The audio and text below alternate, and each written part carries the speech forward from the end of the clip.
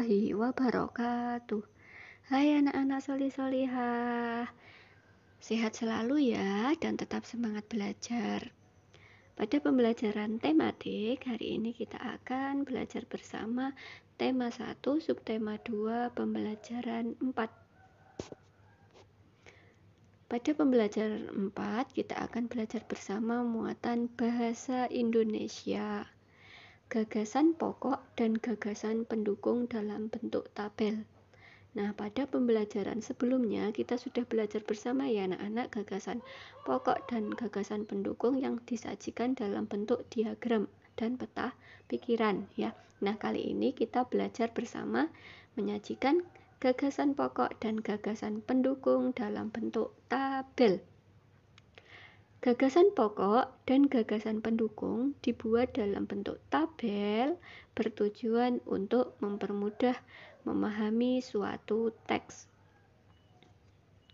Nah, contohnya ada paragraf 1 seperti ini anak-anak. Bu Ida bacakan ya. Gelar budaya di sekolah. Keragaman tidak hanya terdapat di lingkungan masyarakat, tetapi juga di lingkungan sekolah. Para siswa di sekolah Udin terdiri atas berbagai suku bangsa. Mereka berasal dari berbagai daerah di Indonesia. Ada siswa yang berasal dari Sumatera, ada siswa yang berasal dari Jawa, ada siswa yang berasal dari Kalimantan, Sulawesi, Nusa Tenggara, Papua, dan sebagainya. Nah, anak-anak sudah dapat menemukan gagasan pokok dan gagasan pendukungnya ya. Ya, benar sekali. Gagasan pokoknya kita temukan pada kalimat yang pertama ya, atau di awal paragraf ya. Ini gagasan pokoknya, nanti dituliskan dalam bentuk yang lebih ringkas, tidak ditulis semua kalimatnya, intinya saja ya. Bisa menggunakan kalimat dari sendiri ya, yang lebih ringkas ya. Kemudian mulai dari ini yang beda warna ini ya, ini merupakan gagasan pendukungnya. Selanjutnya contoh yang paragraf kedua. Sekolah sering mengadakan gelar budaya untuk memperkenalkan kekayaan budaya Indonesia kepada para siswa. Misalnya gelar pakaian daerah, gelar makanan tradisional, dan gelar musik tradisional.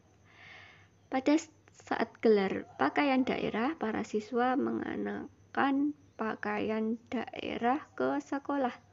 Pada saat gelar makanan tradisional, para siswa membawa contoh makanan tradisional ke sekolah.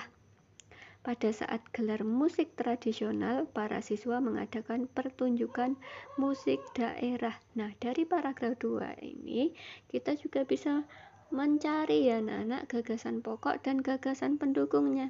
Ya, benar sekali, dengan mencermati kalimat ini kita temukan gagasan pokoknya berada di awal paragraf juga ini anak-anak ya. Kalimatnya tidak perlu dituliskan terlalu panjang atau komplit lengkap ya, hanya intinya saja ya. Nah, kemudian kita temukan juga mulai dari kalimat kedua sampai yang terakhir ini merupakan gagasan pendukungnya atau penjelas. Nah, contoh dalam bentuk tabelnya dibuat seperti ini ya anak-anak. Tabel itu terdiri dari kolom dan baris. Ini kolomnya, nanti kita tuliskan kalau ada 3 paragraf berarti nanti dibuat barisnya agak panjang ya. Ini kolomnya paragraf, kemudian ini gagasan pokok, kemudian pada bagian yang paling belakang ini gagasan pendukungnya. Nah, untuk paragraf yang 1 kita tuliskan di paling atas ini ya. Nah, paragraf 1 gagasan pokoknya kita tuliskan lebih singkat ya. Tidak semua kalimatnya tadi ditulis ya. Jadi kita tuliskan lebih singkat saja seperti ini. Keragaman di lingkungan sekolah atau keragaman di sekolah, seperti itu ya.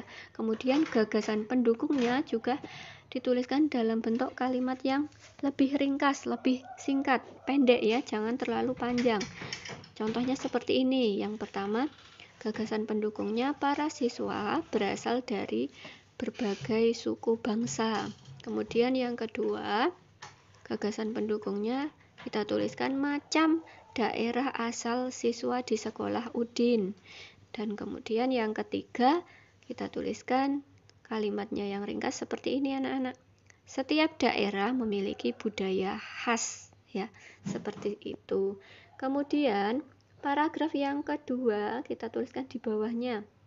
Ini ya. Kemudian gagasan pokoknya kita tuliskan intinya.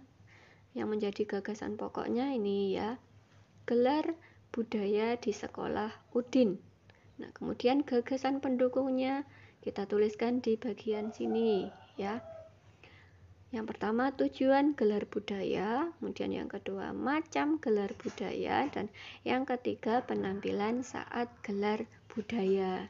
Nah, jadi dalam menyajikan gagasan pokok dan gagasan pendukung dalam bentuk tabel, itu kalimatnya yang ringkas ya anak-anak, seperti dalam penyajian bentuk diagram itu kan juga bentuknya yang kalimatnya sudah ringkas ya, jangan terlalu panjang, intinya saja seperti itu ya.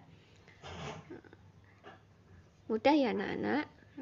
Nah, untuk tugasnya agar anak-anak lebih memahami lagi materi penyajian gagasan pokok dan gagasan pendukung dalam bentuk tabel, silakan anak-anak pada muatan bahasa Indonesia bacalah bacaan yang berjudul Kerjasama dalam Keberagaman pada buku tematik 4A halaman 33. Nah, di situ ada bacaan yang berjudul Kerjasama dalam Keberagaman ya anak-anak, ada 3 paragraf. Nah, tuliskan gagasan pokok dan gagasan pendukung setiap paragraf dari bacaan tersebut dalam bentuk tabel ya, dalam bentuk tabel ya anak-anak, seperti yang Bu Ida contohkan tadi. Demikian penjelasan materi dari Bu Ida. Untuk tugasnya silahkan dikerjakan dengan baik. Sekian, terima kasih. Wassalamualaikum warahmatullahi wabarakatuh.